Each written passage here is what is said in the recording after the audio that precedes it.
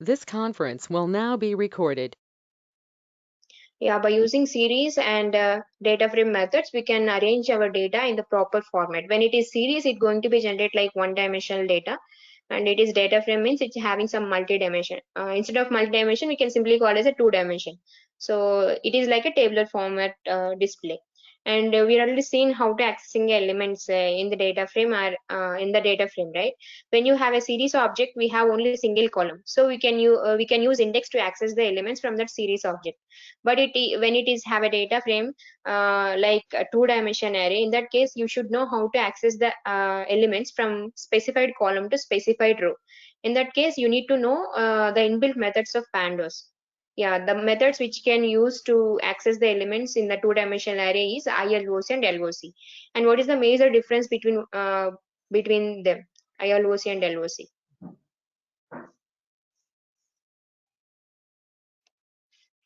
What is the major difference?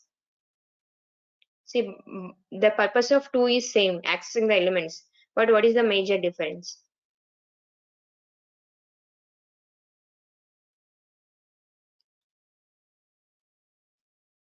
Yeah, ILOC basically follows the index location of a row or column. Okay. Coming to LOC, it's based on label names or name of that row or name of the column. That is the major difference.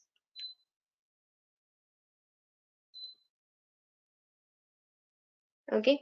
And we have already seen how to add a new feature to inbuilt data frame. So how to have a data frame like have a data frame like some students marks, so we'll already discussing in that.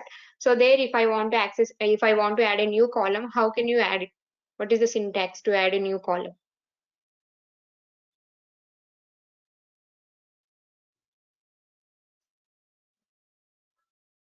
How to add a new column to the given data frame?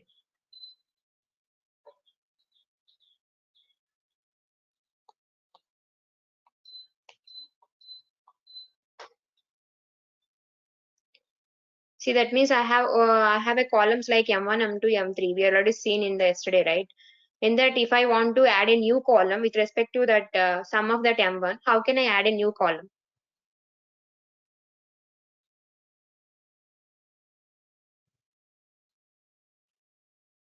Like data frame of square bracket, right? So data frame of square bracket, in that square bracket you can mention the column name whichever you want.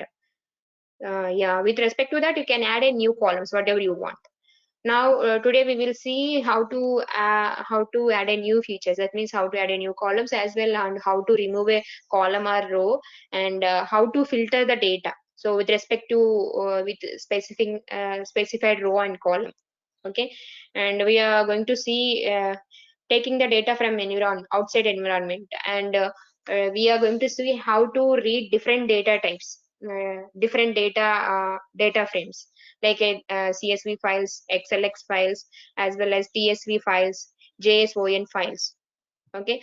And we are going to see how to concatenate two data frames, all those things. So for that you need to start your Jupyter server and try to create a new folder for today.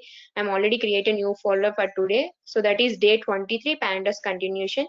In that you need to start new Python 3 notebook and try to rename the file name. Okay. So file name is pandas continuation only, because we have some other topics to discuss about.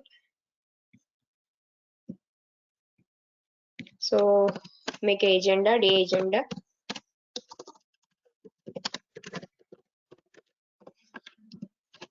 So day agenda is reading the data sets, reading the different format of data sets,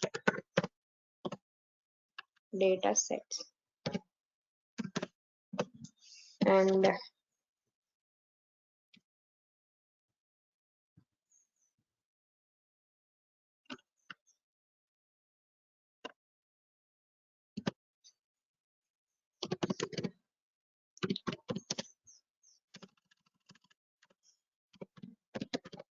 concatenation of data frames, and grouping of data frames, and here statistical information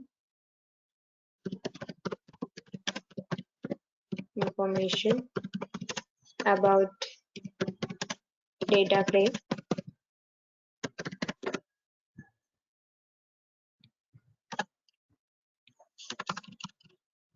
data sets, and grouping the data frames as well as merging data sets or data frames,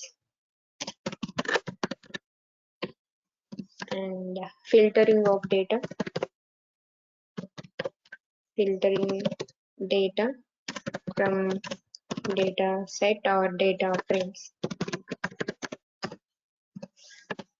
and what else we have? Okay, I will note down some other concepts while discussing. Okay, so but we are going to see all those things. If I forgot, I will discuss the concepts meanwhile. Okay, the first one is reading the data from different platforms, reading the different format of data sets. So try to convert this cell into Markdown.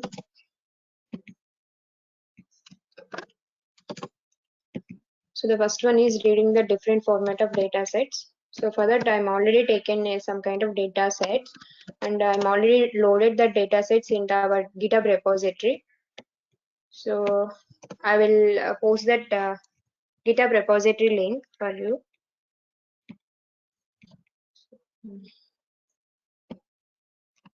This is the GitHub repository that we have.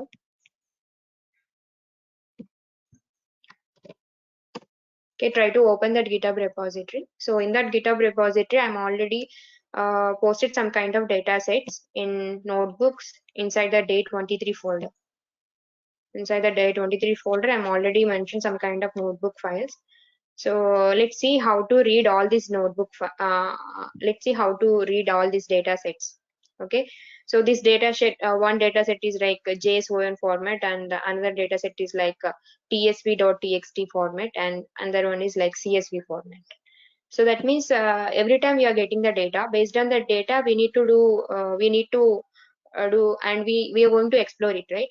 So for that, we should know how to take the data from the environment. The first step in the data science means we need to take the data, right? So without taking the data, we cannot do any kind of applications. So you should know how to take the data or how to read the data.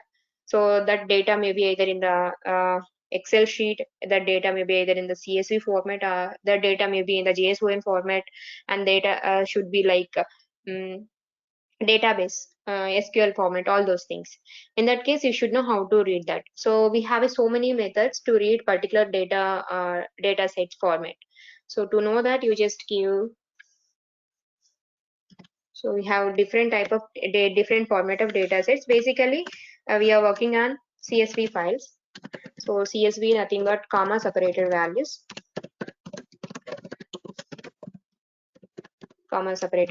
and we have again JSON formats and XLX or XLSX, and also TSV formats. So TSV nothing but tab separated values. So we have a inbuilt method to load all these type of formats, to load all these format of data. So let's see what are the methods so that we can able to read the particular format of data sets. So for that, first step, we need to import the pandas. With that pandas only, we're going to read the data. Import pandas as PD.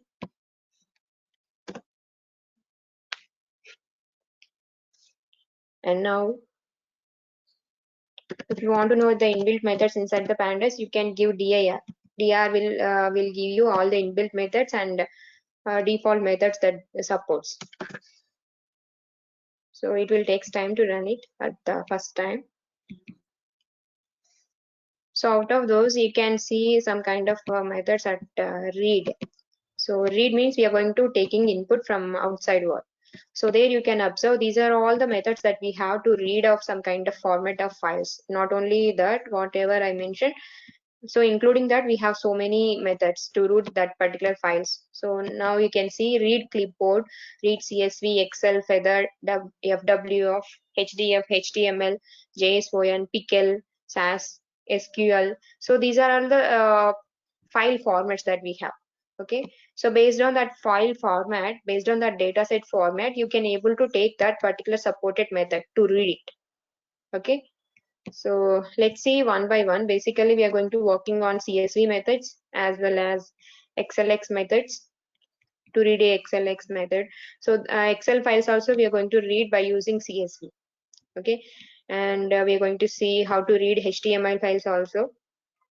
So pickle files also we can see, but out of this we can mostly focus on CSV because whatever the data we are getting from outside, that should be in the format of CSV only, because while compared to other formats, the CSV will takes less memory to store it. So that's why we can mostly prefer CSV format of files. So now let's see one by one. So for that, to before loading it, you should I'm going to assign one variable to load the data set. Okay, the variable is df here, and we need to load a CSV file. For that, you should know the file location where it is located. So that only we are going to access that file from that given location. Okay, so you should know where it is located. Uh, so I'm already mentioned the GitHub link for you in the chat box. So in that from that GitHub location, I'm going to take one file like JSON. Let's see how to read JSON files. So for that, you need to open the file first. Open the file first, and then you need to click on raw so that you will get the data in the format of raw. You will get raw format of data, and when you get raw format of data, you need to copy that file path. You need to copy that file path. So, and don't forget to copy the path when you open the format of data in the raw only. Otherwise, it will raise an error like UTF error, some kind of Unicode errors, encoding, decoding format of errors you will get. So, we need to copy the path when you open the data like raw format only. Okay, so I'm going to mention this file path for you in the chat box. So this is the file we are going to load it. So try to copy that entire file path. Now we have to import, we have to load it. So that we can access that entire data in our local system. Basically, this caves.json file should be there in our GitHub. So it may be some other format also. It may be you can access data frames from respected browsers like Kaggle mostly. In the Kaggle will support so many data sets. From there also you can use the data sets. So now I'm just mentioning these data sets from our GitHub repository. So you need to mention that location of the file. So, but instead of getting these files from browser, if you have already there these files in your local system, you can directly pass it your file name. Okay, now let's see how to get this JSON, how to load this, how to read it, how to take input of that JSON, caves.json file in your local system. For that, you need to mention the method to load that JSON file. So just think yourself, and what is the method to load this JSON format of data sets? What is the method that can takes or that can read the JSON files in Pandas?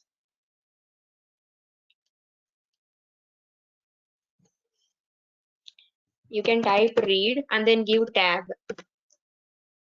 It will display all the read related methods in Pandas. Out of those, you can pick up one method to read that JSON. Yeah, we have a method like read underscore JSON to read that JSON files. So if you don't understand, just give after typing PD dot, you can mention read and it will display corresponding methods when you give shift tab after type read. So there you can mention inside the parenthesis. So before that, you just understand the description about this method. Just give shift tab. It will display the description about that method supports. Now you can see it will takes the attributes is path. So path or buff.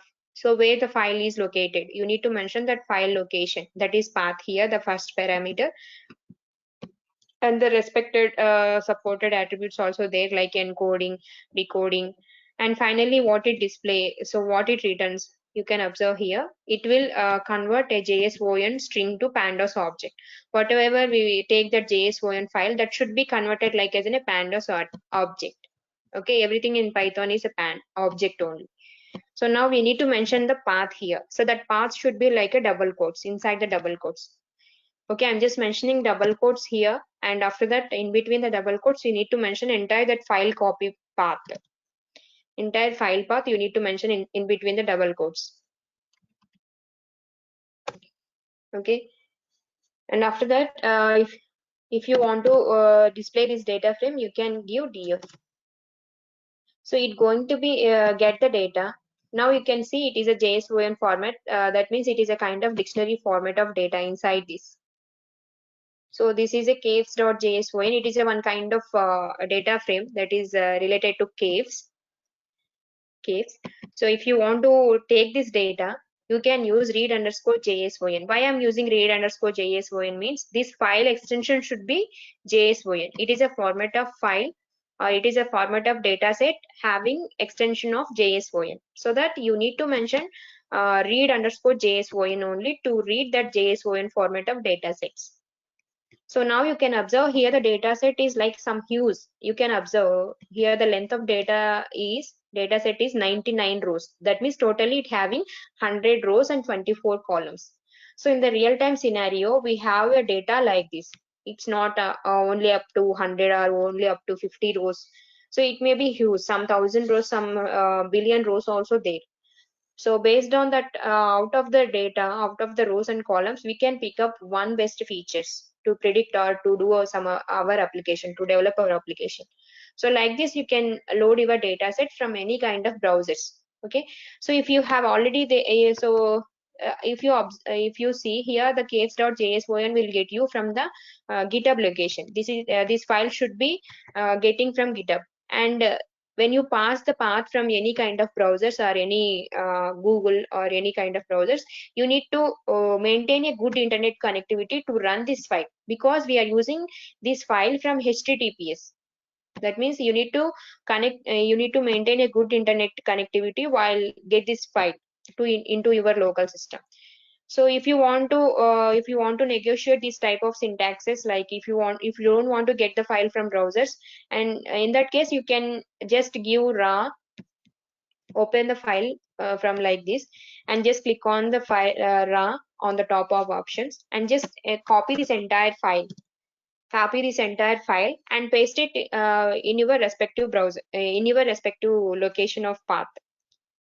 So you can copy this file and paste in your folder, so that you can directly import it. In the double quotes, you don't need to mention all this path, and you can simply mention caves.json, because that caves.json is already there in your local system. So in that case, you don't need to you don't need to maintain internet connectivity to get this to load this JSON file. Okay, you can load the file. So see, this is one way. This is one way to load the JSON files. So in this case, we are getting this file from a GitHub repositories. And so if you don't want to get the file like GitHub repositories or Google's, you need to maintain that file in your local system. So now you can observe, I have already there this caves.json file in my local system. If I want to get this caves.json, and if I want to access this caves.json file, I can simply read it. Instead of mentioning entire that GitHub location file, I can simply load it like a read underscore JSON, and there I can directly mention caves.json.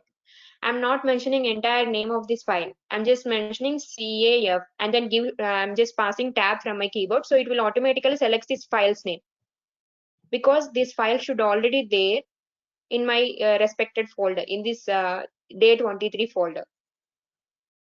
Okay. When I run it also, I'm going to get the result, because I have already there this file in my local system. But you will not get this when you type this command. You might get errors, file is not located or like that, because you will not place this file in your respective folder. That means this file should not be there in this path of this Jupyter file. Okay, in that case, you can directly use this Google or any kind of browser links to get the file. Okay. In the first step, we are taking this file from browsers like GitHub repositories. In that case, you need to maintain a good internet connectivity to read this file. And to reduce that and to negotiate that, you can place that case.json file in your local system in a respected folder, and make sure that file should be located in the Jupyter file path. So this I have a Jupyter file path in day 23, and also I have a file with caves.json in the day 23 only, so that I will not get error, because I can directly access this file because it is already in the same path. Okay, like this you can access the file. So we have a two ways of getting the file. We have a two ways to load the data frames or data sets. So one is direct Google path of that particular file, like HTTP location of that particular file, or else you can load that file into your local system and directly you can access it. So this means loading dataset from local system. Why I'm not getting error, I'm getting the correct, I can able to see the data set means I have already there this caves.json in my local system with the specified path, like this Jupyter Pandas notebook file path. And this is the first step is getting this file. Okay, I will make a comment over the top.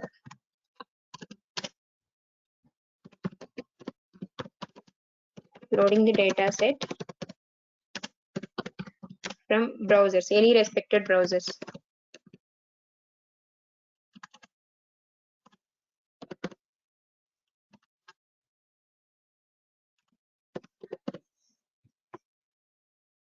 Okay, am I clear, students, how to load the data set? Because it is very important when it comes to data science project or machine learning or deep learning. You need to take the data first step. The first step is loading the data or taking the input from the data. So in that case, you should know how to take the data from environment. So there is a two ways you can get the data, like from browsers with the help of HTTPS links, and also there is another type, like you can load, you can make the data in your respected folder and you can access it directly. Okay, am I clear how to take the data?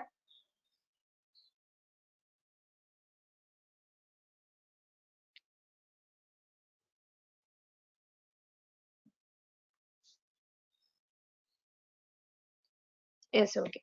Now here if you see we are taking the data, that is caves.json data, and we are loading it with the method of read underscore json method, and finally we are loading this data into a df variable, and this df is it is a pandas data frame object, and here the data should be in the format of JSON only. Now I want to convert this JSON format of data into CSV.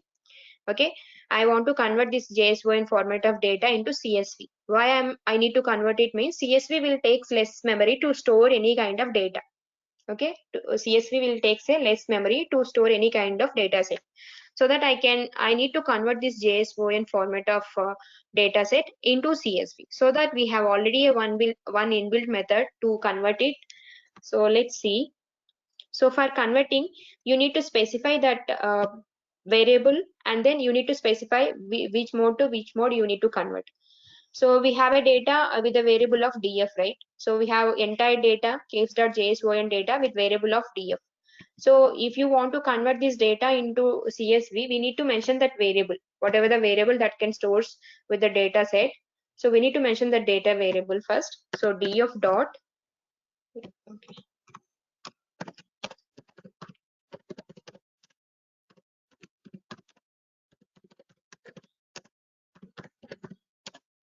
into CSV. In that case, you need to mention the data set variable. So we have already loaded the data set with the df variable, and here you can mention, so two means which mode to which mode you need to convert. So we have already df, so this df is in the format of JSON, so we need to convert this JSON to CSV. In that case, we have already a method. So you just give shift to tab, then it will display the methods that we have to convert from one to one. So the first method is to underscore clipboard, to underscore CSV, to underscore dict, Excel, Feather, GBQ, HTML, JSON. These are all the methods we have to convert it. So I need to convert this CSV into a format of CSV. So I can directly use to underscore CSV. And there you can mention the file name as well. So while converting, you need to specify the type of, you need to specify the name of that file as well, name of that data set as well. So here I can mention the name as caves dot. So while converting, this file should be converted like a CSV format. So you need to specify that extension also.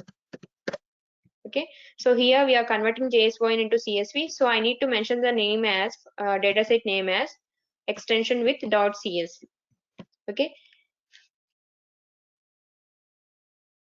.csv. So now after that you can just run this cell. It will automatically convert this caves.json file into caves.csv file, and this file, this caves.csv file should be loaded into a file location. In your file location, this caves.csv will automatically load it or generate it. If you want to observe that, you just open your folder, day23 folder. There you can observe here the caves.csv file should be generated.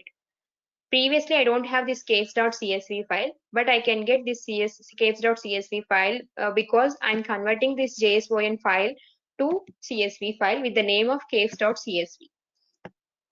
Like this, you can convert one format of dataset into another format of dataset. Okay. Is it is clear, students? You can also able to generate this caves.csv in your location.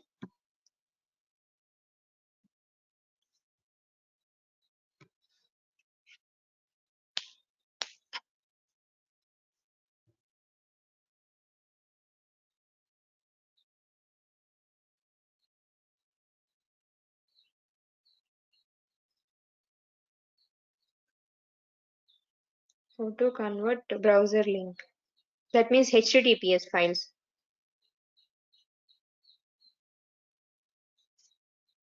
HTML files. Browser files means HTML files.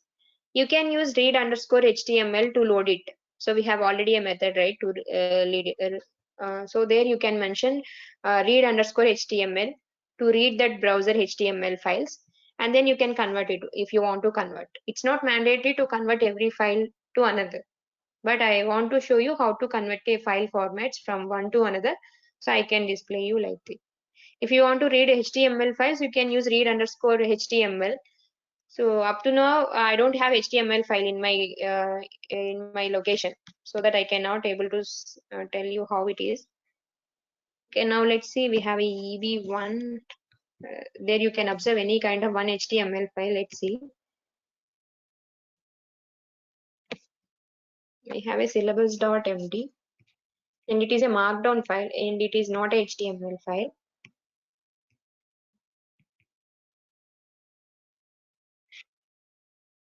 Yeah, if you want to read markdown files also, we have a method read underscore md, so that you can mark down. I think so. It's not md, read underscore.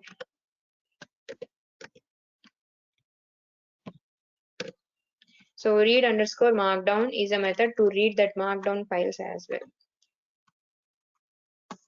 Clipboard, Excel, JSON, SPICL, table.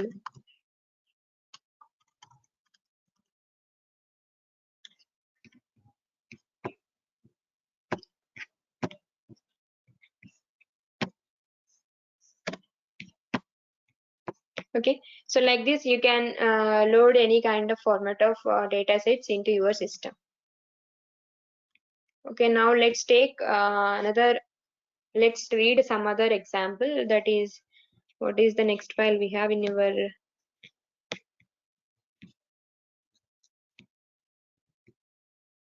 we have XLX file, I think so. Day 23. Yeah, we have one more file, that is chipdoll.tsv.txt. So now let's see how to read this data set.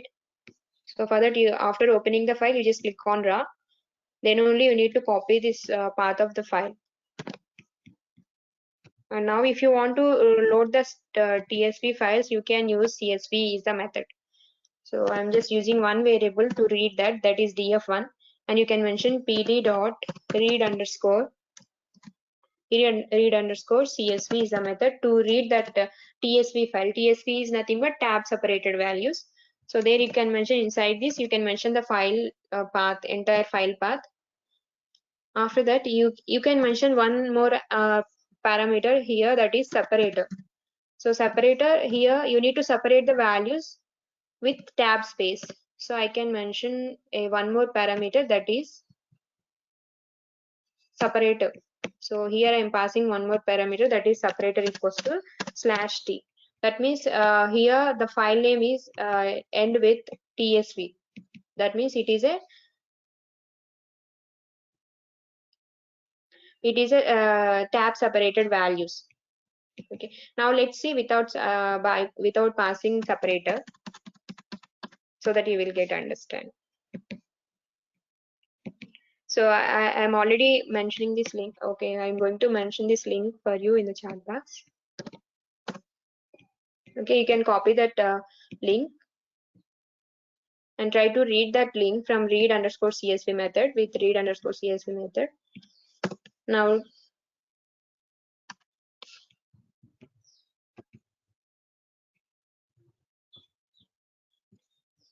yeah, after reading it, if I want to display first 5 rows, you can give head method, df1 dot head,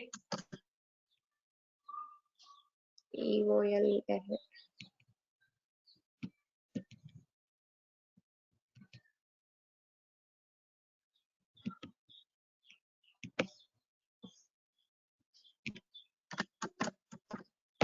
Okay. Oops, what was that? Yeah, you will get one kind of error, that is pairs error.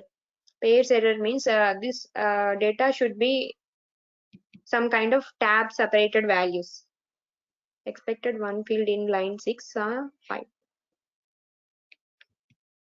So that means when you see this data, it is having some tab separated values. So this is the data we have defaultly. If you want to load this data without separator, it will raise in a error like pairs error. So when you have a TSV file like this, you need to mention that separator as well. Now let's see if I pass separator also, comma, and then here I'm mentioning separator equals to /t.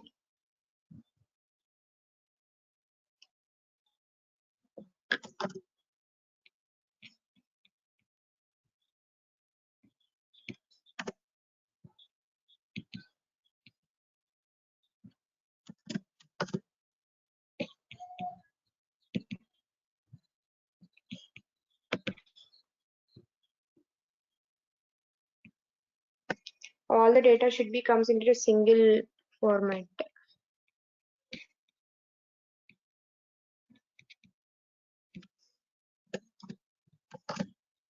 Yeah, you need to specify here is /t.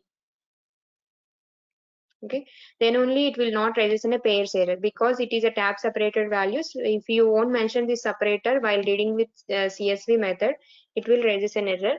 So make sure you can pass one more parameter, that is separator. Separator equals to /t. Then you can observe all the data should be displayed like a comma separated values. Otherwise, it will display all the data should be in a single column only. Like this, you can store this, you can read this TSV files, tab separated values also with method of read underscore CSV.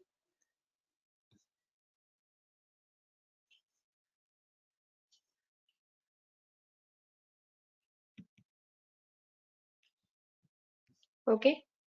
So if you won't mention this head method, it will display all the entire data set. So totally it having some, see you can observe here totally it having 4,622 rows and 5 columns. So in the real time scenario, the data should be used like this. It may be some thousands and large files may be getting. So in that case, instead of getting all the files, all the rows, you can give head method that will gives you the first 5 rows from the data set.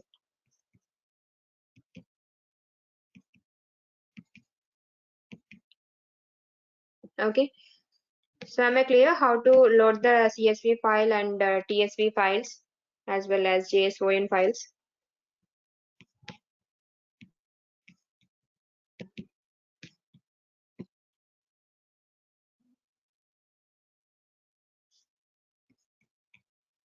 Okay, so TSV means tab separated values. When you see this file in your respected GitHub repository, there you can observe every value should be separated by some tab space. Every value should be separated by some tab space. So if you want to read this TSV files, we don't have any other method like TSV, read underscore TSV. So we can use CSV only to read that TSV files, tab separated values. If you want to load that tab separated values, we can use read underscore CSV only the method. In that case, if you won't mention any kind of if you won't mention any kind of separator, it will rises in one error. One error. See, now you can again. I'm going to see. So you can observe if you won't pass separator parameter, it will raises an error that is pairs error. That means at which line it will raises an error means error tokening error expected one fields in line 6. That means so here inside this file every space also considered like as a line, space also considered like as an element. So that's why while accessing this data at the sixth line, that means at the position of 6, it will raise an error. That means it is in the not format of CSV, and but we are using CSV method to read these tab separated values, and every tab space also can be considered as in a one row or one column, one element. So in that case it will raise a kind of pairs error. So we need to specify separator as a separator parameter. So to separate the tab space, kind of data sets. For that case, I'm just mentioning separator as a parameter, new parameter, and there also you need to specify /t. Then only it will get the data set in the particular CSV format of data. Otherwise, it will generate a single column and single row, single column data type. If you mention /, it will generate the results like you can observe. All the columns should be assigned, and all the related row data should be look like a single column. So this is not a perfect CSV format of data. So you need to mention this here separator as /. Only. Then only you will get the data as a perfect CSV separated files, CSV format of data set.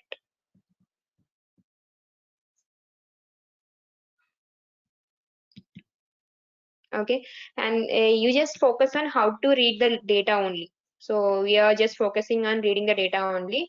We are going to focus on data from the next classes, like here if you observe some kind of nan values and some kind of wrong format of data also there. We are focused on data in the next classes, but now we just focus on how to load the data, different format of data sets.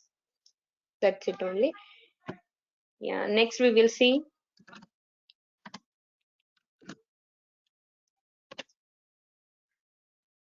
JSON to CSV. We have already done that, right? JSON to CSV. Here, at the first step, we are taking the data that is caves.json. Yeah. So here we are taking the data. So that is the JSON data. So if you want to read that JSON format of data, you can use read underscore JSON is a method to read it. And after reading, I'm just assigning one variable that is df. So up to now, we are just taking the data and displaying the data of JSON formats. But at some cost of time and at some point of time, I want to convert that JSON format into CSV, because CSV might take less memory to store that any kind of data. So as compared to JSON, CSV takes less memory to store the data. So that's why at some point of time, I just imagine that I need to convert that JSON format into CSV, so that I can use that JSON format data we have in the variable of df. So I can convert it like df dot to underscore CSV, because this df is the format of JSON. so that I can mention df, and dot we can convert to CSV. That means JSON dot to CSV, so that it will convert JSON to CSV. And while converting also, you can specify the file name on which format you want to store it, and make sure that whatever the format we are converting, with that only we need to mention here. We are converting this JSON into CSV, so that the file extension should be in the format of that converted method. So here we are converting as a CSV file, so I can mention the extension is CSV only. And this file name is your wish. You can mention any kind of file name, and make sure that extension is converted format only.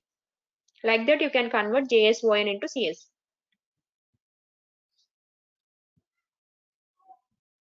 Yeah, if you want, so there is no need to pass separator whenever you want to load CSV files. So if it is already in the format of CSV, you don't need to specify separator parameter. Okay, in the future, we are mostly working on CSV files only. In that case, you don't need to specify separator parameter because it is already in the CSV format. So here we are taking TSV files to read with the help of CSV method. So that's why we are mentioning separator parameter. If it is already there in the CSV format, you don't need to specify one more parameter, that is separator. You can directly use it with the read underscore CSV method.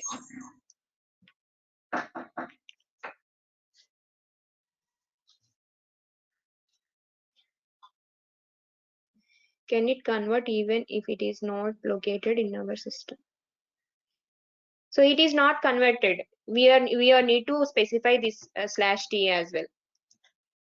Because if it is there in your local system also, you need to specify separator parameter. The thing is, you are taking TSV files. You are loading TSV files with the help of read CSV method. So this read CSV will work efficient for CSV, but we are loading TSV files with the read CSV method. In that case, you can specify separator parameter. If the file existed in the local system also, you can specify separator parameter. Okay.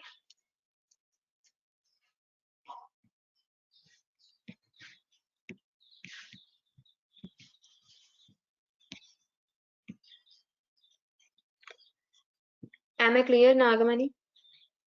If the file should located in your local system also, if it is a TSV file, and if you want to load the TSV with CSV, means you can specify the separator. Then only it will assign, or it will display the correct format of CSV while running it.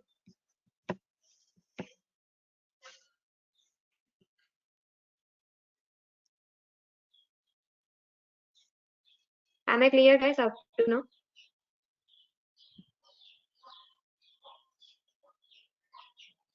Yeah.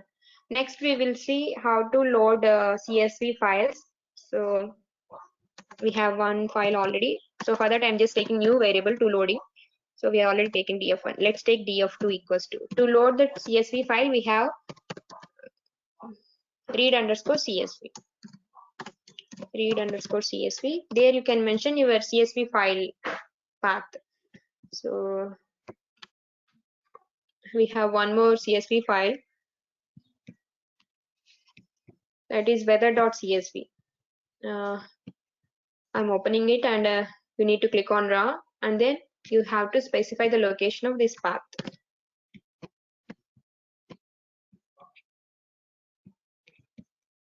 Now you can able to copy the file path from chart window, and there you can mention the file path. Inside the read CSV, you can mention the file path.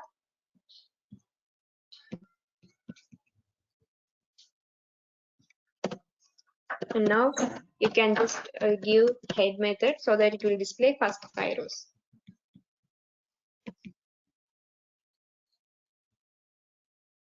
Okay, like this you can load CSV files with the method of read underscore CSV. Okay. See, reading the data or loading the data is the first step in any kind of data science related projects. Taking the data is the initial step. So you should know how to load it. If it is a CSV format of data, you can use read CSV. If it is a JSON format of data, you can use read JSON. With the help of pandas only, it is possible. But it is not possible to take the data like NumPy. because NumPy doesn't have any methods to load any kind of format of data. NumPy is able to create a data manually by user. By using pandas only, we can take the data with the help of like read CSV, read JSO, and all those things. Okay, and after loading, you just give head so that it will display the first 5 rows from the given data set. Yeah, we can create our own data set. We are already done that in yesterday, right? Whatever we created data frames, those are all called as a data set only.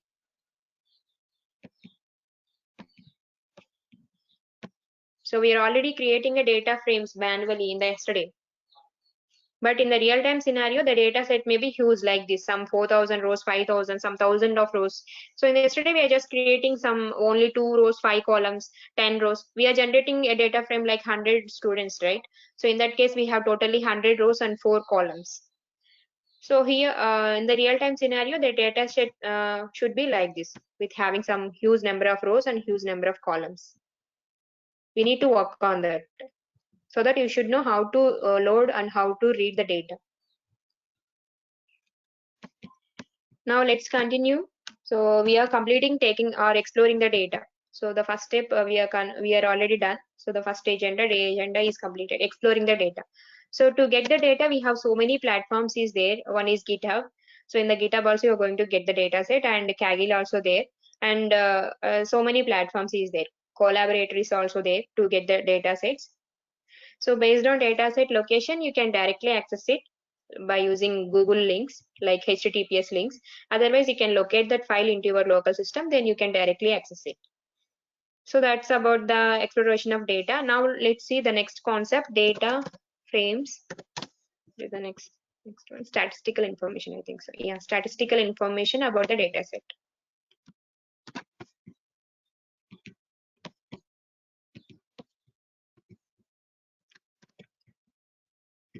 So the statistical information means we are already seeing the statistical functions that can supported by NumPy. So the statistical functions means mean, median, average, and also standard deviation. These are all the statistical functions, and also correlation. So if it is a NumPy, we can call it dot min, dot max, dot mean, all those the inbuilt methods to calculate it. So here also pandas will also have some inbuilt methods to calculate the statistical information with one single method. Instead of using dot mean, dot sum, dot average, all those things, you can directly use one method. With that method, it will automatically displays all the statistical information with corresponding data set. Now let's see what is that method. We have statistical, to get the statistical information, we have methods like data frames. Describe is one method.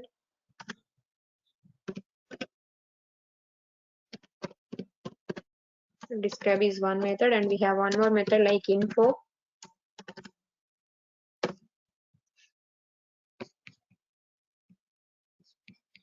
So this will gives you the statistical information. Now let's see, we have df1. Let's take df1. In the df1, we have already a data set, right? So with having some 4,620 rows and 5 columns. Okay.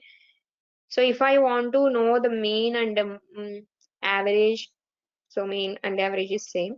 Mean and mode and correlation values. You instead of following it manually, you can directly use describe method. So now let's see how to use it. So df1 dot.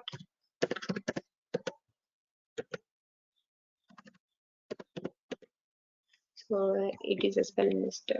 The method is describe.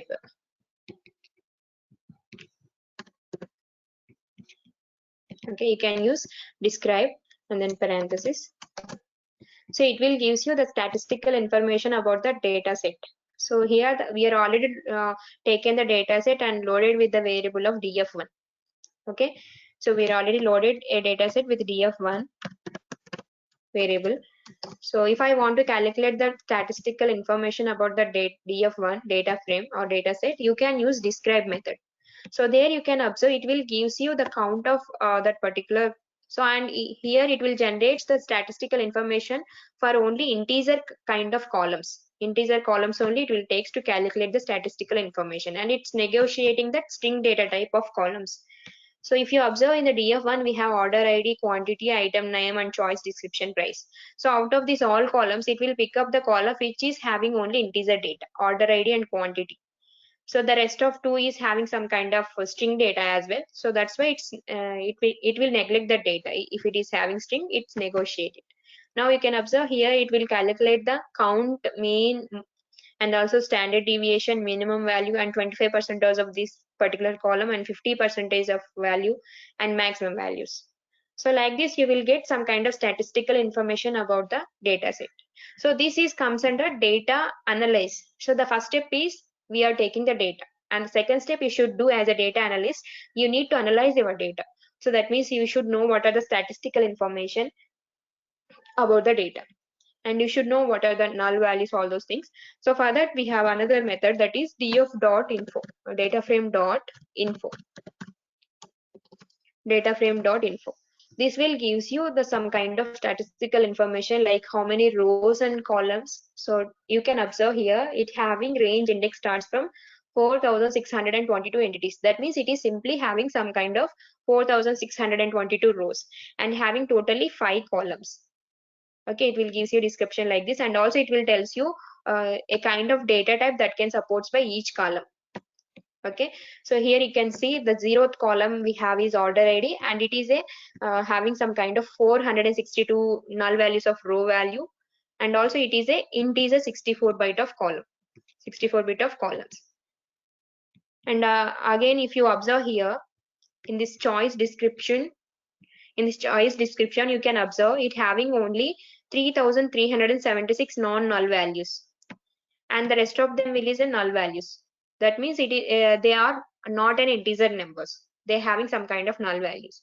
So we need to figure out, based on this description, we need to figure out of 4622 in the column of choice description, you will get some kind of data, you will lose some kind of data.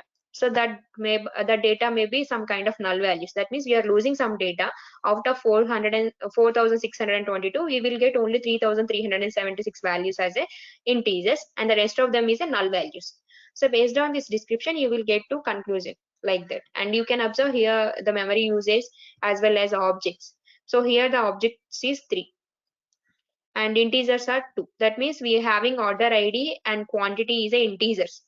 So these two are integers. That's why you can observe here we have two data types, that is integers and object. Object related columns are, we have totally 3. Those are item name, choice description, and item price. You can observe here also data type that can support. So like this, you will get entire description about that particular data set. Okay, this is about the second step. These all steps comes under pre-processing of a data.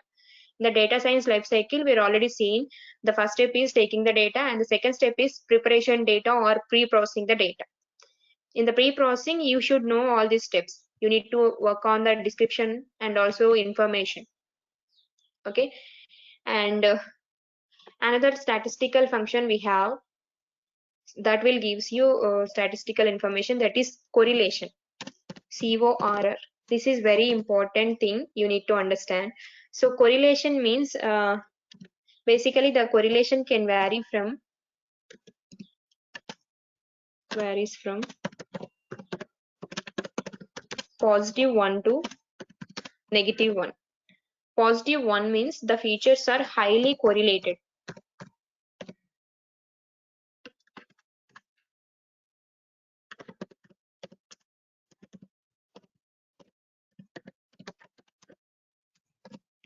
-1 means not correlated.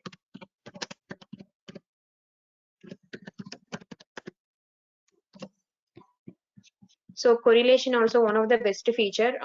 By using correlation, we can figure out that which feature is affected, or which feature can mostly having a positive relation, or a good relation with our output. Based on that correlation, we can figure out a features which is having a best relation with our output.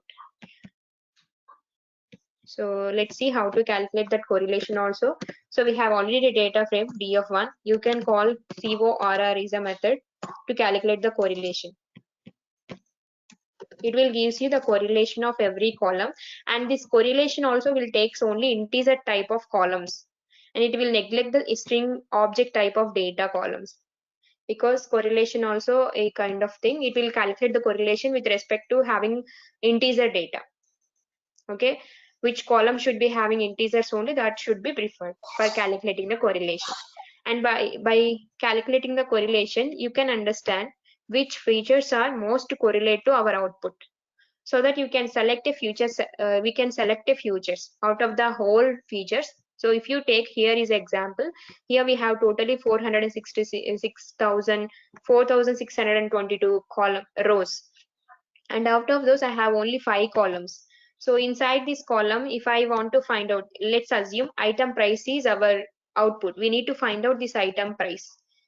So if you want to find out this item price, you need to take all this order ID, quantity, item name, choice description, all this should be considered as your inputs. So based on these all inputs, you should find out that item price. So in that case, instead of taking all these inputs, you can take one best feature. So how can you pick up that? Means you can calculate the correlation, so that you can understand which feature is most related to our output. So and also you can observe here the correlation values of these two columns is relies between 1 to 1 to 1 only, minus 1 to 1 only, because the correlation varies from 1 to 1. And if you see here, so every column should be positively correlated with their own. And you can observe here 0 0.0 means it is having less correlation with order ID to quantity. And we will get more about this correlation when it comes, but you should know how the correlation can happen. Okay, so by using correlation, you can select the best features to predict the output. These are all the statistical functions we can work on in future. Okay, am I clear, students? How all these things can be happen and how it can be worked.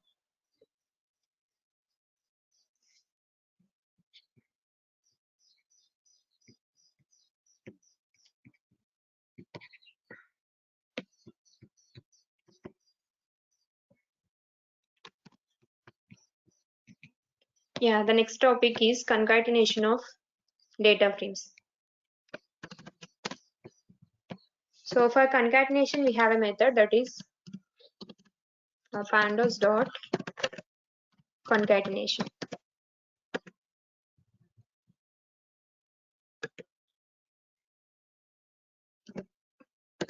And there you can mention data frame 1 comma data frame 2.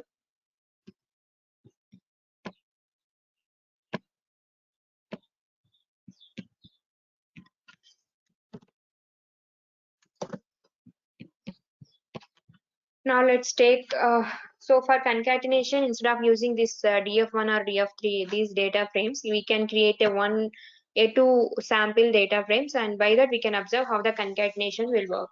So for that, let's create a data frames. So for that, I'm just using d1 to create a data frame. What is the method to create a data frame?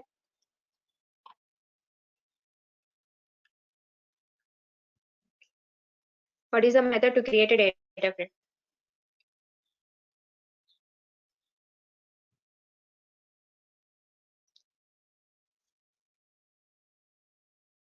Yeah, pandas dot data frame. With that, you can create a data frame, right? So you can pass here a list of data or tuple of data, n dimensional of data, or dictionary of data. So if you pass data frame while creating data frame, if you are using dictionaries, means that is quite simple as compared to list or tuple, because whatever the values we have passed, whatever the keys we have passed in the dictionary, that should be assigned like a column names. So I'm just creating a dictionary. I'm just passing a dictionary to creating a data frame. So in this, I'm passing like data like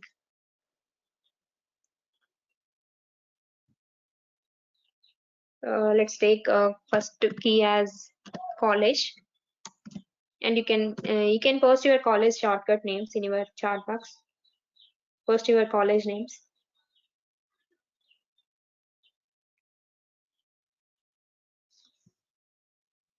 SPV, SPMV.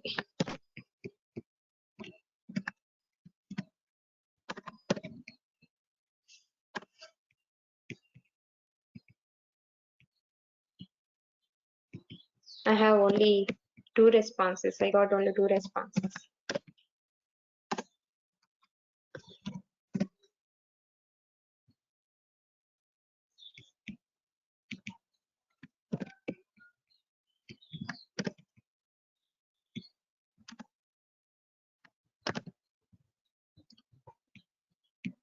Yeah, okay.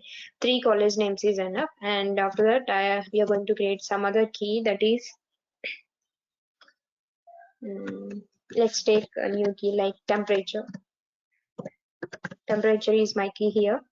And there I'm going to passing some kind of integer values like 35, 47, 68, 68. Let's take one more college name, ALTS. You can create a dictionary. 34 as well.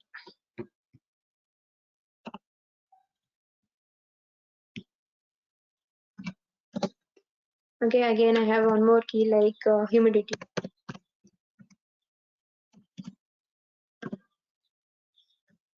I'm just passing random values.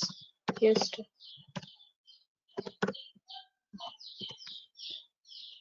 okay, this is my data frame 1.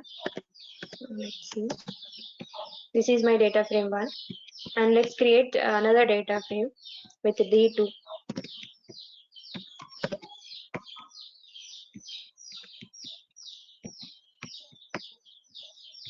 So here D2 data frame college names.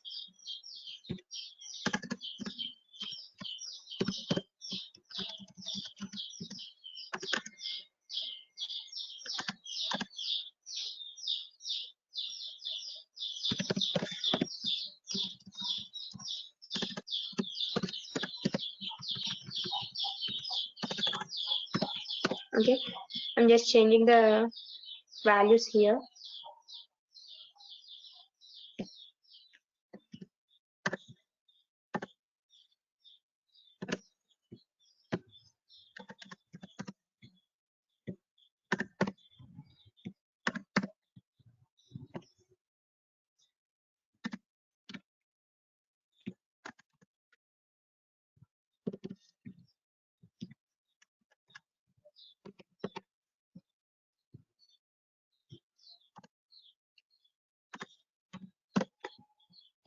Yeah, now let's print this D2 as well.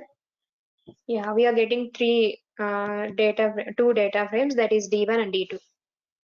Okay, now you can observe here column names are similar, college and temp and humidity. Now I just want to add these two. I just want to concat these two data frames. So for that you can use concat method. So I'm going to concatenate it. So while concatenating, to store the result, I'm just using D3 is variable. Dot pandas as PD.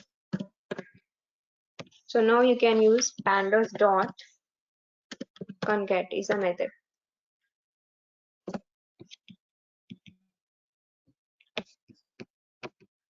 Pandas dot concat is a method.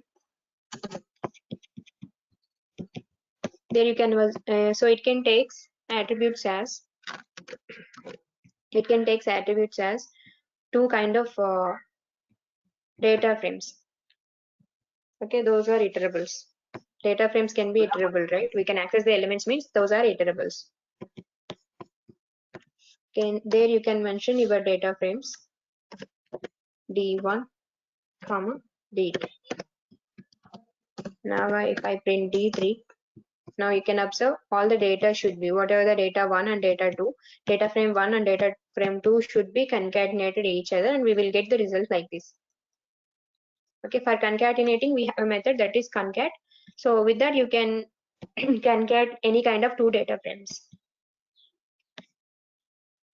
And you can observe here the default index can start from 0, and when you concatenate it, the corresponding index of that data frame should not be changed.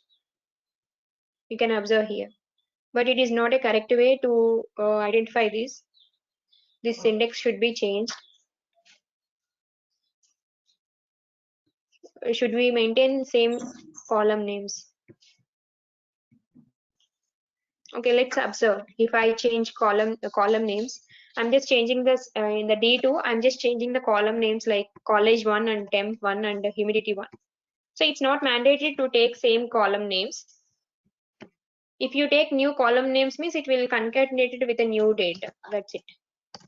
Now you can observe if you take new column names, it will generate whatever the data we doesn't pass. In that case, the rest of data should be assigned like a nan values, not an integer values, not in a null value. So you get the data like this, you might get yeah, concatenate means joining, to join any kind of two. For addition we have some other, right? Concatenation and addition is different. So in that it will join the data. If you don't, if so, here we are not passing any data for college one and temp one. If it is a SPV, MV, GSIT, AEC, and ALTS, that's why it will automatically generate some kind of nan values. So when you get that result like this, you might get confused. So that I'm just explaining with same column names, but it's not mandatory to take the same column names. Okay. If you have a same column names, the data should be not generated like nan. So while concatenation, it will automatically join two data frames and you will get a default index that can support. And now you can observe here the default index of this df1 is from 0 to 1, 2, 3, as well as df2 also having some 0, 1, 2, 3. So I just want to change this default index. It is not a proper index to get. So to change this index, you can pass like ignore index. One attribute is there, while concatenating you can pass that. So here you can mention that method name ignore index.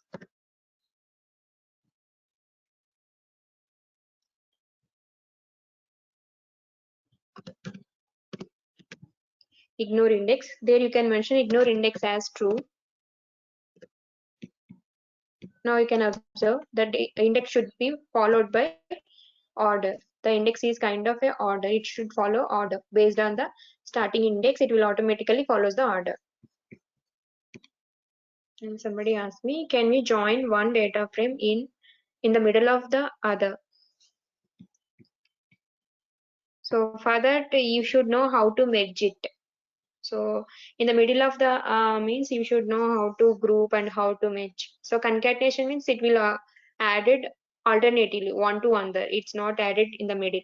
So if you want to know more about it, just go through this documentation. Give shift to tab after typing the method. So in the bottom you will get some kind of examples also. Now let's see, is that possible?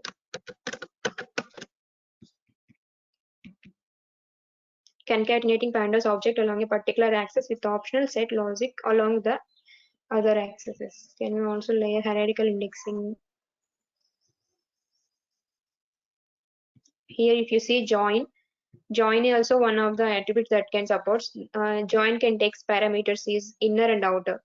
So defaultly it can concatenate the data frames like outer side.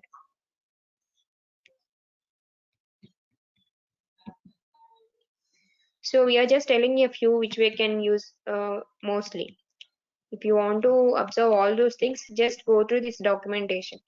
And also sort is also it can support say attribute. Copy.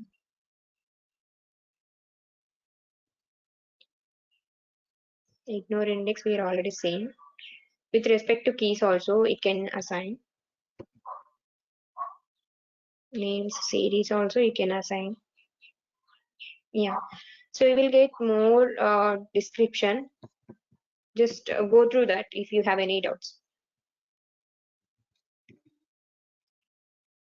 Okay. And if you want to assign particular keys with respect to each data frame, you can assign key as also one kind of parameter. You are already seen that, right? We have totally two data frames, so you need to pass two keys only. So if I pass k1 and k2, it will assign some kind of concat got unexpected argument key. I think it is a keys.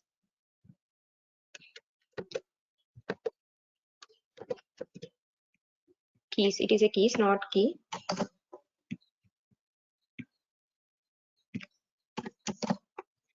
Okay.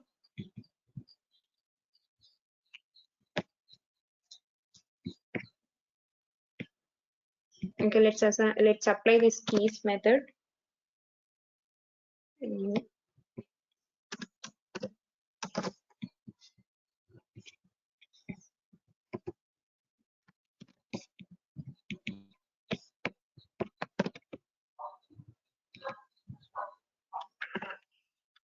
G is equals to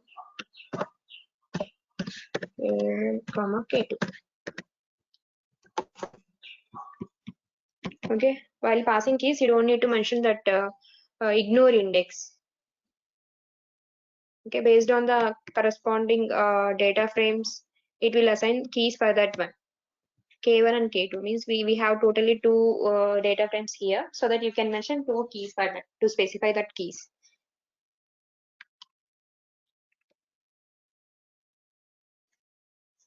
Okay, like this you can concat your any kind of data frames. Like this you can join any data frames.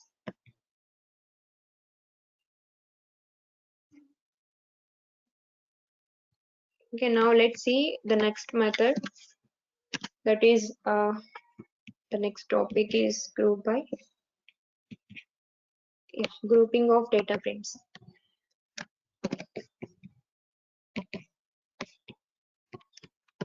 These all topics will helpful while exploring the data, while pre-processing the data.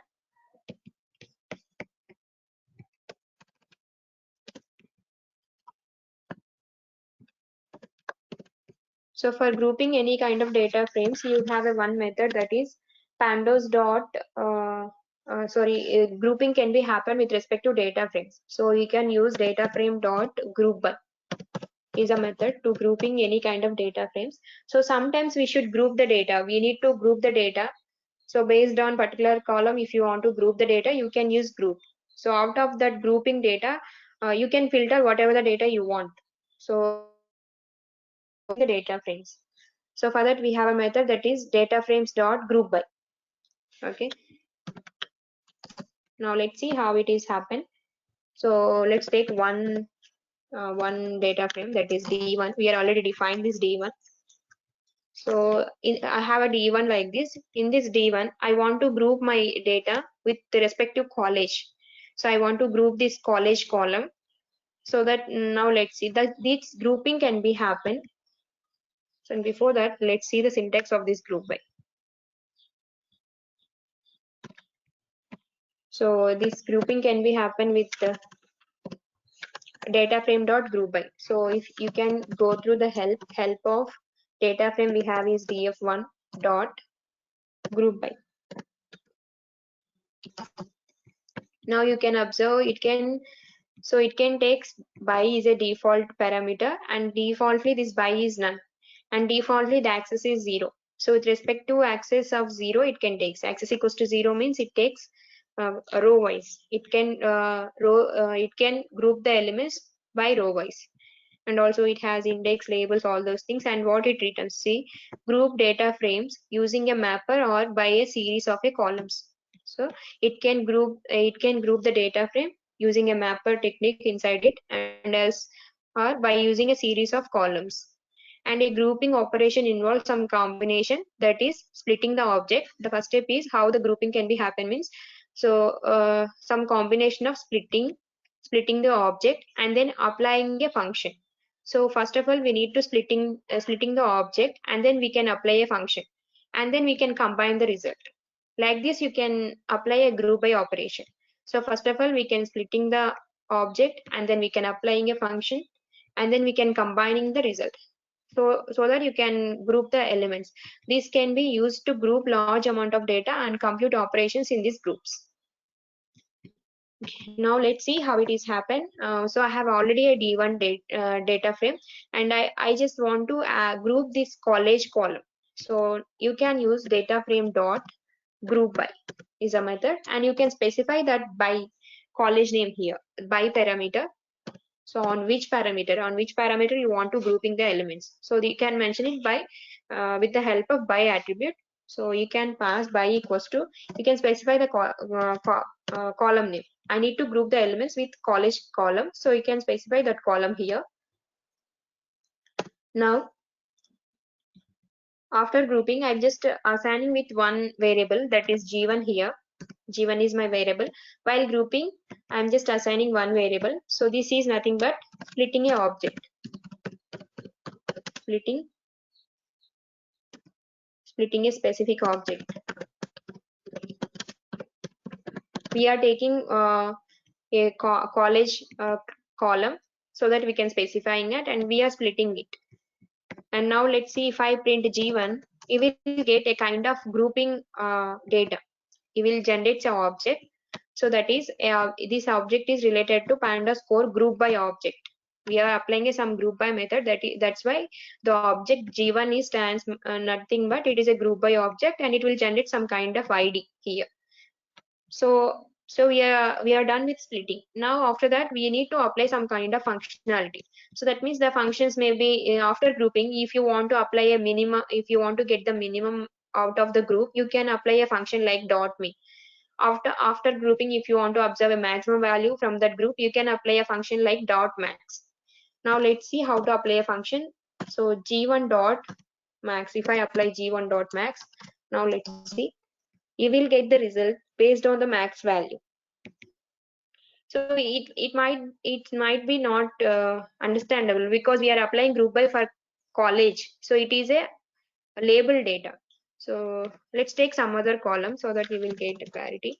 I'm just taking some other column like temp. Now I'm going to apply a max. Now you can observe it will generate group by element based on maximum values. So it will generate order from low to high. And whatever the group by element, that should be comes under the first position. Here we are applying grouping to this temperature column. So this temperature column should be getting at the starting of the data frame. While you're applying a function, you can observe it. Like this, you can apply any kind of function. And finally, if you want to reflect this result into your entire data set, you can reflect it. So how it is means you can apply.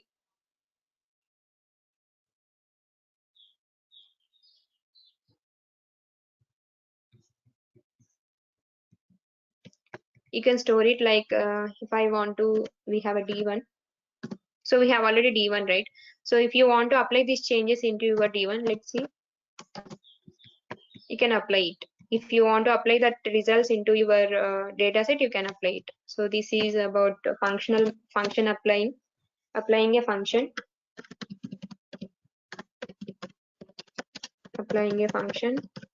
to grouping object, group by object.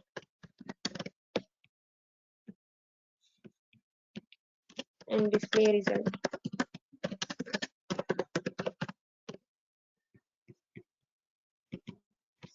Now if you see D1, the D1 should also change based on our group by element. Because we are reflecting that changes in our data frame as well. So that the data frame also changed after applying a group by element. We are reflecting the changes in main data frame also. So it is also going to be reflected the changes. Like this, you can apply a group by function, and it is very important. In some point of view, at any cost of time, if you want to group any kind of elements, you can use group by element, group by method. So it will group the elements, and out of that, if you want to observe any kind of functions like maximum, minimum, sum, whatever the functions that can support, you can apply it. Okay, and after that, you can reflect the changes if you want in your main data set as well.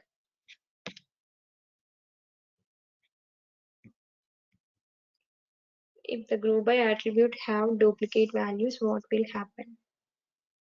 So if the group by having duplicate values means, so if it is having group by duplicate value in one column, that's fine. But the rest of the columns or rest of rows may be different values, right? So it is not going to be neglect the duplicate values. That also should be taken. Because if in the column 1 it may be duplicate value, but in the column 2 that may be different value. If you take in the row wise manner, it may be different. So the duplicate values also it going to be considered, and it is group the all the elements.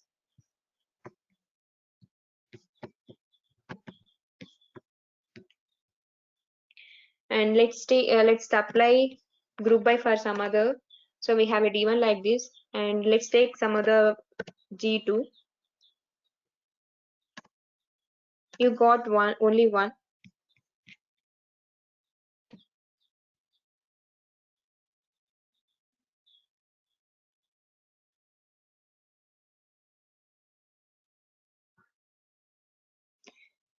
Okay, can you post your code in the chat box? I will look into that.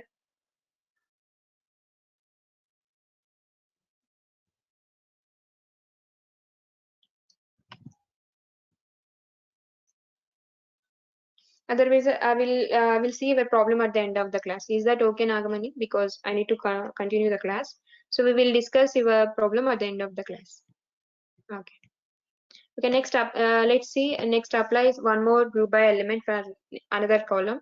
So for that, I'm just taking G2 is my variable here. So data frame one dot. Let's take column as group by parameter by equals to humidity. Next G2.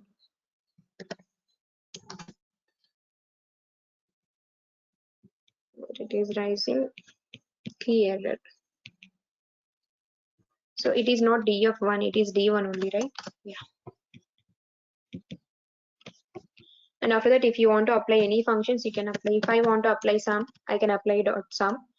And now if I print D1, it is similar. If you want to reflect the changes into the main, you can use D1 equals to.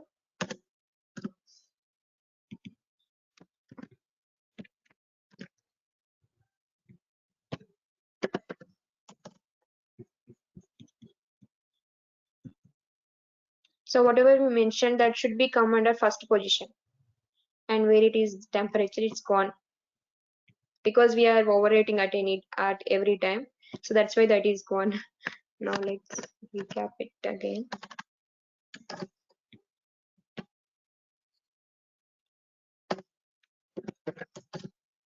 So we are overrating D1 already. So where it is D1.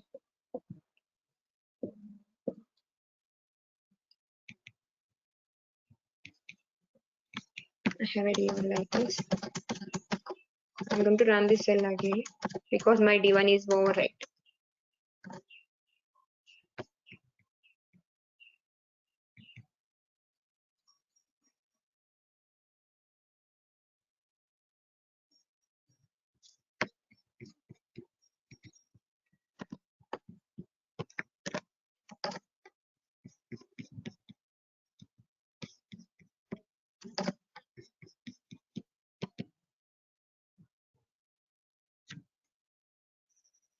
So if I pass some humidities defaultly like 23, 45, and 78 and 89, and the respected results should be reflected in D1. So if I pass sum, it will not getting the sum. It will just generating the values like high to low, low to high. If I pass min,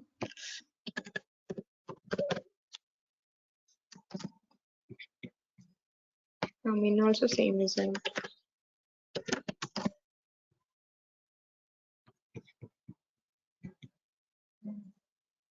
So here we just assume that it going to be group by, and after applying the function, why it is not reflecting in it. Let's see the description once.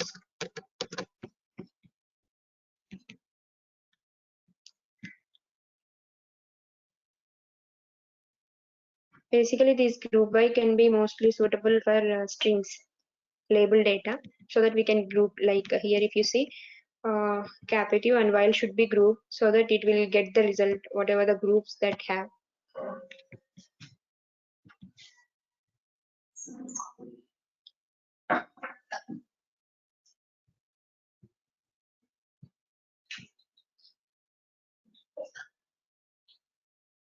Yeah, okay.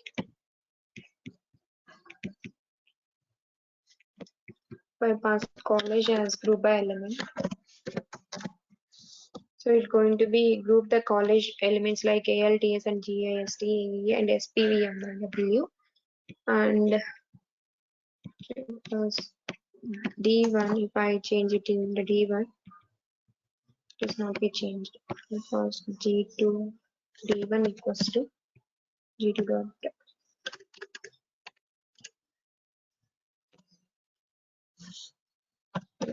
Okay.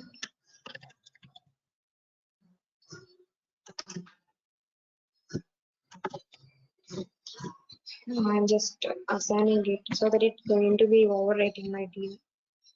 Okay, let's leave it. But group by can be happen like this. So whatever the grouping elements.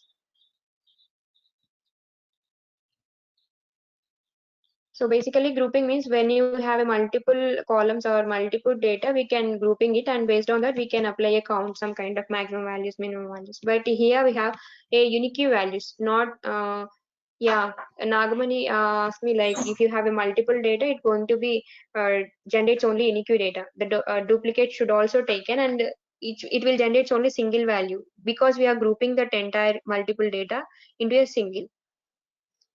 Okay. So if multiple same values, then we can group. But here we have only single columns, and these values are unique. This should not be repeated. If it is repeated, we can grouping and we can apply some kind of functions.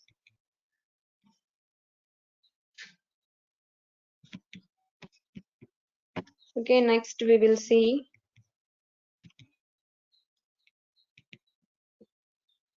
next method we have is merging. Now let's see how it is the merging. After that, we will see the filtering in data frames. So merging was also very important. Sometimes we need to merge any kind of two data frames. For that, we have one method.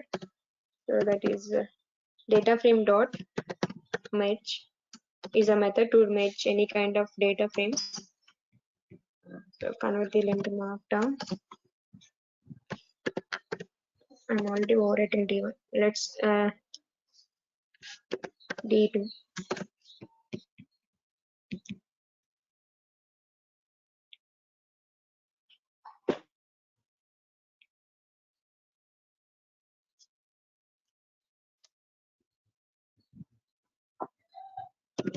D1. So it is a huge data. So in there you cannot observe the results.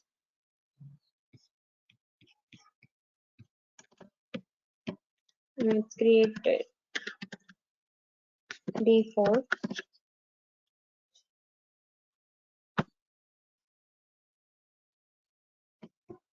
So let's create new data frames like A equals to PD dot data frame of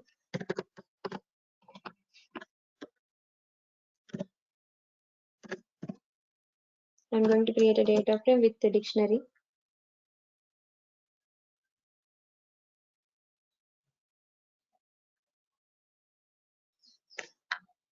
X column 1, 2, 3, 4.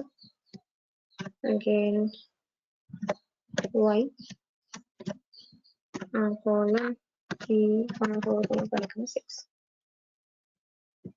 Again I have a B as a data frame, PD dot data frame of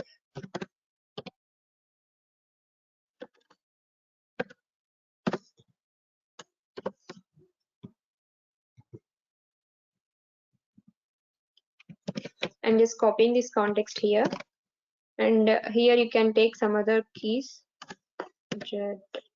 Let's take U and V.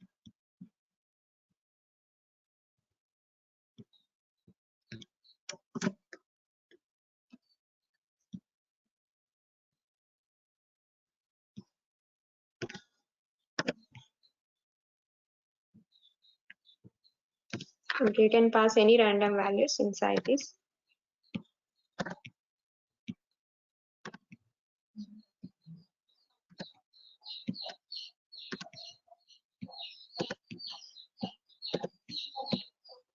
Now let's print A.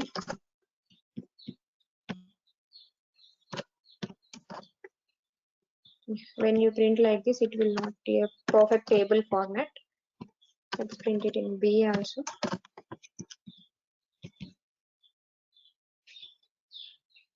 Whenever you want to merge data frames, you can use merge method. So while merging, I'm taking new variable, that is C. So pd dot merge. So merge equals to, so it can support the attributes are left, right, and also how, left on, right index, axis as well. Axis, there is no axis, right on, copy, indicator, these are all. And finally returns merge the data frame or named series object with the database style join. It's going to be join or it's going to be merged one to another. So there you can observe in the bottom also, you can observe some kind of examples. So here they can take one key and value, or key, left key and value, and or key as a value, and finally when they merge it, so the data should be merged. So for that they are using like df1 dot merge, so df2, and also they are using some kind of inbuilt parameter left on and right on. So now let's see one by one.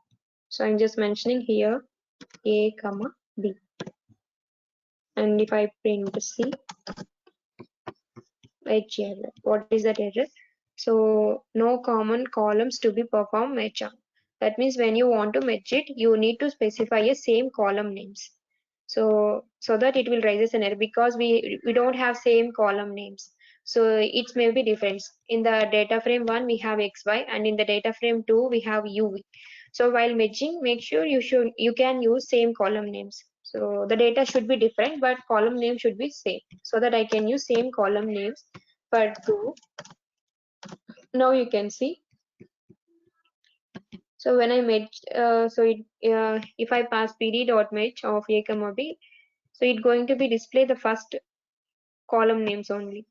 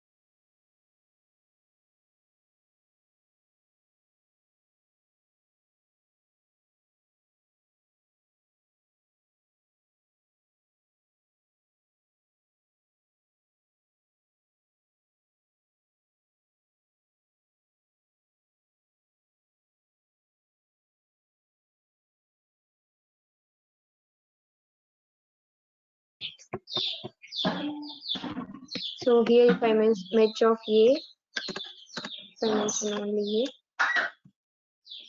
a comma b, and then you can specify on which basis you want to match it. So if I mention on equals to on basis of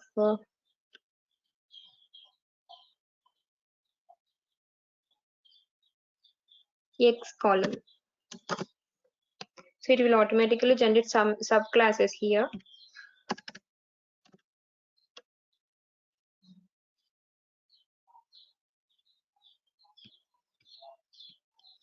I am not getting matching the data.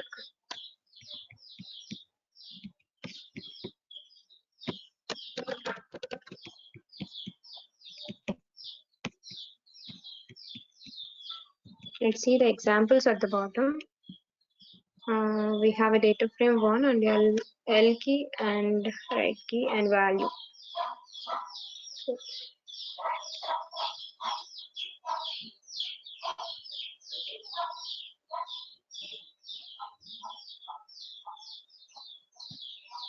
yeah, if I mention same columns also, I'm not getting it. So the column names in the A and B is XY only.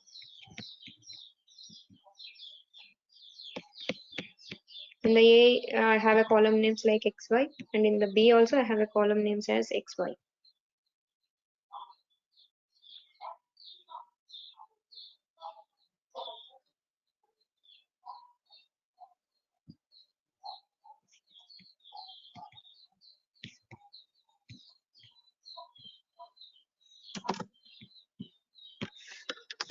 If I make only one column, common column, Value is also same. Let's see if I 11, 22, 33, 34.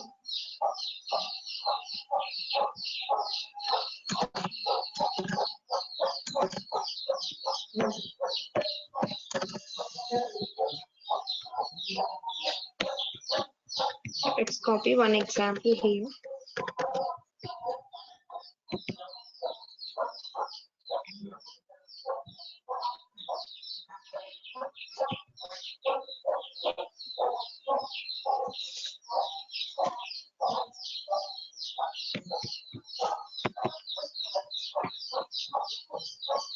I'm going to copy the one example because I don't know what is the problem here. It is. I will explain it, no problem.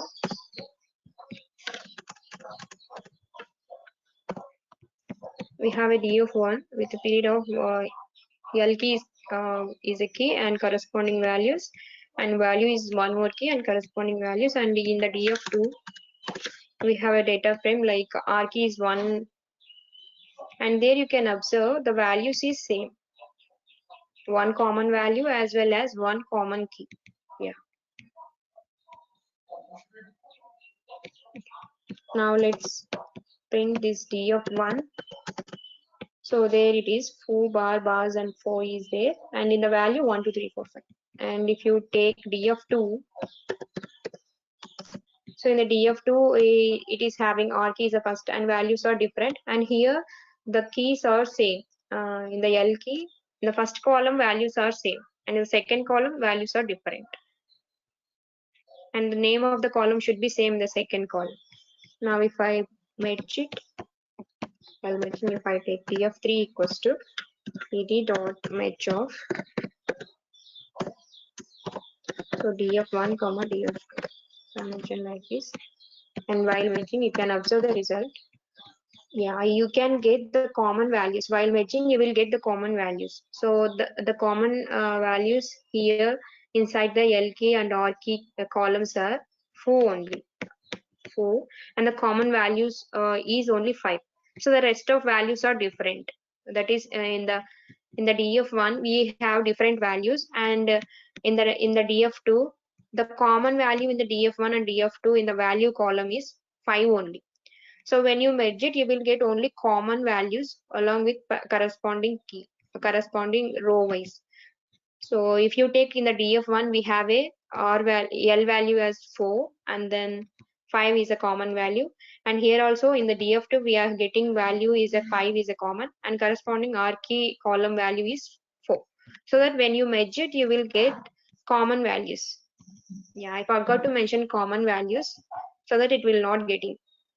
And make sure any one column name should be same and any one column values are same, so that the merging can be happen. And you can pass attributes like left on, right on also. And also you can specify if you have multiple values common, then you can specify one more column, one more attributes like indicator. So but we have only single common value, so that you might not observe the result. So indicator will gives you the suffixes. So on which basis it's going to be merged. So indicator equals to, if I make indicator equals to true, it will tells you on which basis the merge can be happen. So here if you see, we are not adding this underscore merge column. So based on indicator, when you make it indicator as a true, so it will automatically generate merge operation. So the merge is happen both sides. That means it will checks with the first column wise and second column wise, and also second column wise and the first column wise. Based on common values of that given columns, it will generate. So that's why here it will tells you the indicator on way to way the merge can be happen. So here the merge can be happen from both sides. That's why it will gives you merge is happen in both. So if I mention like here you can mention on indicator, how is a parameter on which basis you want to perform the merge. So there you can mention column name. So if I mention value, let's apply this in a new cell.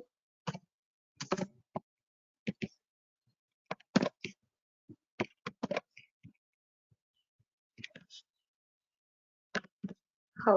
That means on which basis you want to perform a match. So I will point out that there you can mention on which column basis you want to perform it. If I mention L key, based on that column, the match can be happen. Here. So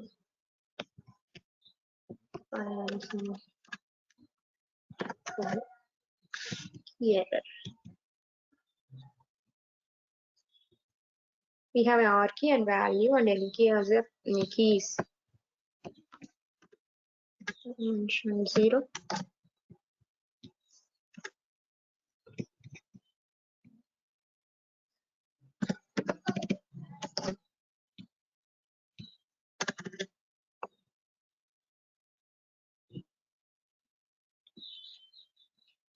Okay, there you can mention left to underscore on. How left on match both left. Yeah. So left means so we are applying match from left side. So left side we have like this. Totally we have 3 columns in the D of 3, that is L key, value and R key. So we are applying match based on how parameter is left. So it will checks with the left side. So in the R key there is no common value inside this. That's why it will automatically generates NaN value. NaN value will automatically generate, and it will tells you the match is happened here.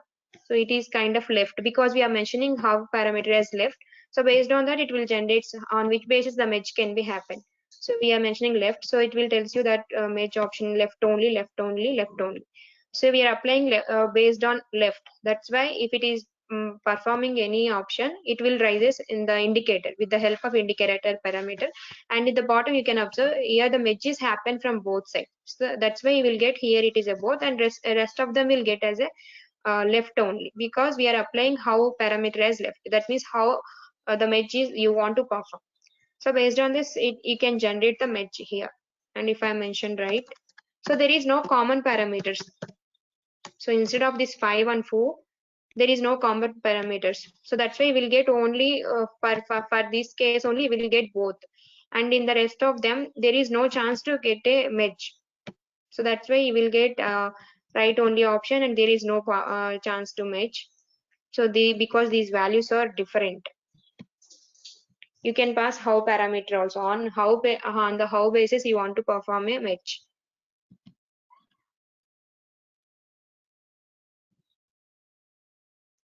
Okay. Okay, that's it about the match. So match is basically you need to focus on when you want to perform a match, you have to mention your common values as well as common keys. So that only it going to be happen. Match can be happen when you have a common values, any one common value and common key, common column name, same column name. So that only the match can be happen. And match can takes indicator parameter. So when you mention indicator, it will tells on which basis the match can be happen, and you can specify it by how parameter also, so that you can get the indicator, match indicator also. Now we can see the filtering. It is very important. Filtering in data frames.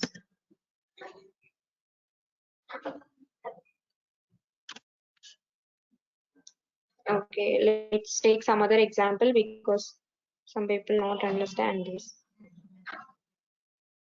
Okay, I will explain this match with some other example. Let's create Q is my variable here. Okay, yum1 is my variable here. I'm going to create a new data frame, pd.data frame. So for better understanding, I'm just taking a new data frame. And there you can mention your data frame. So here I'm just taking data frames with the dictionary ct colon. I have a ct like x and y, and then z. I have a cities like x1, y, and z. And I have some other key like temperature, and there you can mention temperature values like 11 and 22 and 33. We have totally 3 cities, so I can able to pass only 3 values. And there I have is humidity also.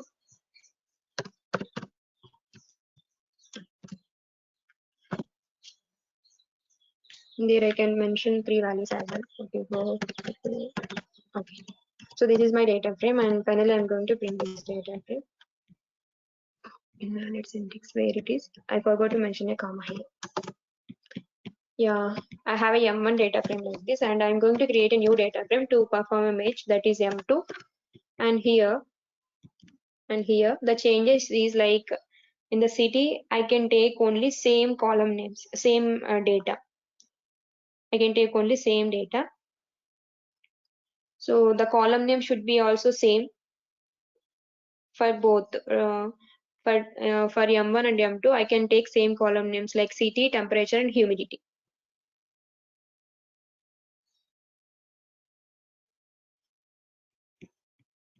Okay, city and temperature and humidity, and in the city I can take only same values like X, Y, Z, and the temperature also I have 11, 22, 11, 22, and 33, and I don't have humidity. If I remove this, let's see how it is happen, the match. Here I have the same values. Okay, in the M1 I have city, temperature, and humidity as my columns, and in the M2 I have only city and temperature is my column. Let's print M2. Okay, and the column names in the city and temperature is same. Okay, column names in the city and temperature is same because we are performing a match. So when you want to perform a match, better to take the same values.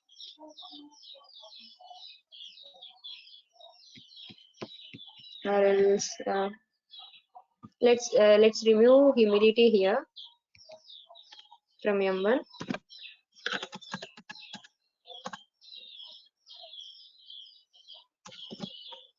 I have only temperature in my M1 and I have humidity in my M2. I don't have temperature here.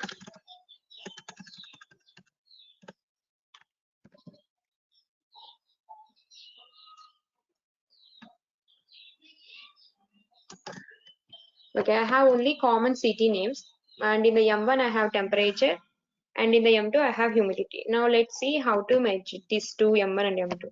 So while matching, I'm just taking M3 is my new. So pd dot match of. So there you can mention your data frames. So the data frame name is M1, comma M2. So now let's see if I print M3. Now you can get. So M3 can be matched with the possibilities of M1, M2. So we are defining M1 with city and then temperature. And in the M2 also we are defining city and humidity, and there is no in this M1 and M2 city is common. City is common along with the column name as well as values. City is common data. Now if I match it, then you can observe you will get city because we are city is a common, so we will get only single city as a column, and then temperature and humidity also getting because we are matching it. Now if you want to matching on the basis of city, you can match it. Now let's see, we are taking a new cell. Let's pass new parameter, that is on is also one kind of parameter, and also let's apply how parameter also. Let's apply on.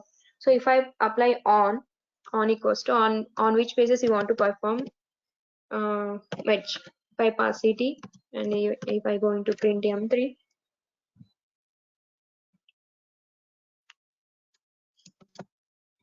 so it is already happened. And if I change it here on the basis of temp, let's make it only city only, and along with the on parameter we are going to apply how parameter. How on from what side to what side you want to perform. If I want to apply match from left side, I can apply like how parameter as left, and then I want to mention this indicator also so that we will get more clarity. Now you can see. So this merge can be happen from both sides because the city is common in M1 and M2. The city is common in M1 and M2, so that the merges happen in both sides. And here there is no possibility to left because the merges happen in two sides. So it is not necessary to mention left. So if I change the parameter here on equals to temperature, it will raises an error. Why it is raises an error? This temperature is there, this temperature column is there in only M1. It is not there in M2. So we cannot perform match. If it is not there in the another data frame, we cannot perform match.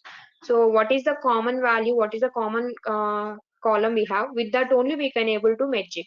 So here we can have only one possibility to match, that is on the basis of city, because we have the city is a common in M1, M2 data frames. So other than that, we cannot pass another variable because in the M1 and M2, we have only city is the common data. So whenever you want to perform a match, so based on common column or common data only, we should perform a match.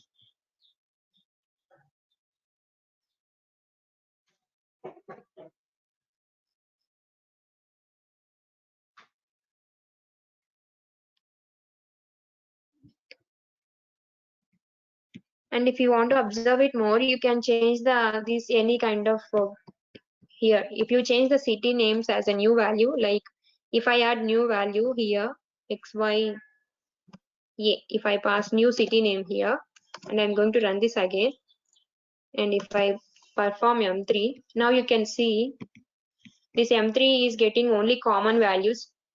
We are merging it. While merging it, they will get only XY because in the M1, M2, we have only XY cities are common. A is different. A is not there in a M1. That's why A is not getting when you merge it. Because it is majorly work on common values. Whatever the common values, common columns data, with that only it going to be merged. And if I perform here, now you can observe here, see. So we are applying merge on the basis of city. So we are getting the city, we are applying merge from on the left. So left side we having, on the right side we having M2 and the left side we having M1. So based on M1, so it going to be merged along with M2. So in the M1 we have XYZ cities.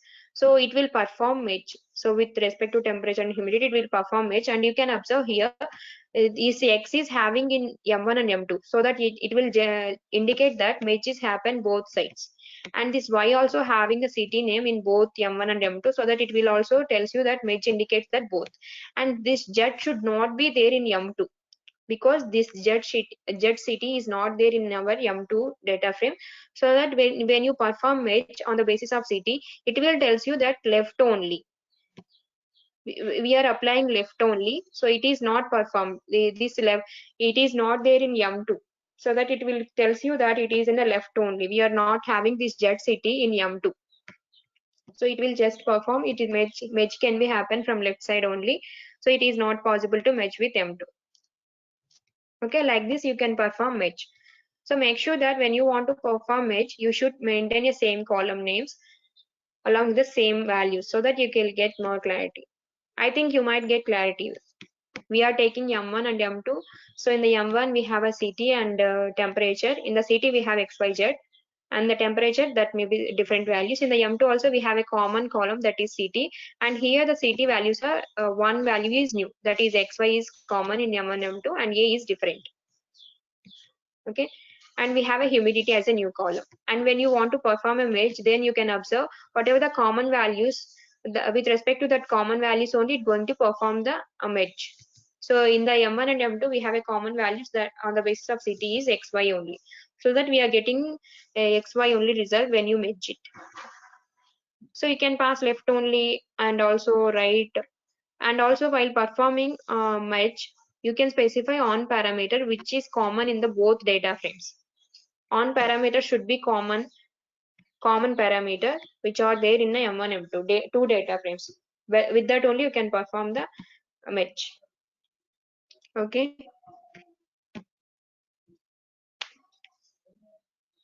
Now is it clear to all how the match is happen?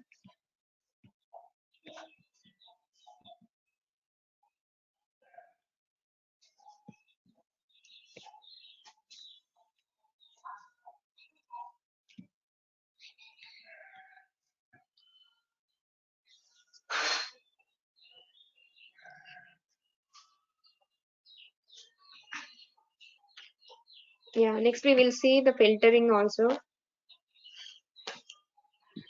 Okay, time is already 6:40. So we will discuss the rest of topics in tomorrow class. Okay. So whatever we have done, let's recap it. So we have seen how to load the data from environment like JSON and CSV and TSV files, and we have seen the statistical information getting methods, and we have seen how to concatenate and how to group it and how to merge it. So that's it about the today's concepts. If you have any doubts, you can stay back in the meeting so that I can clarify your doubts. Otherwise, you can leave the meeting. Thank you, Ananda.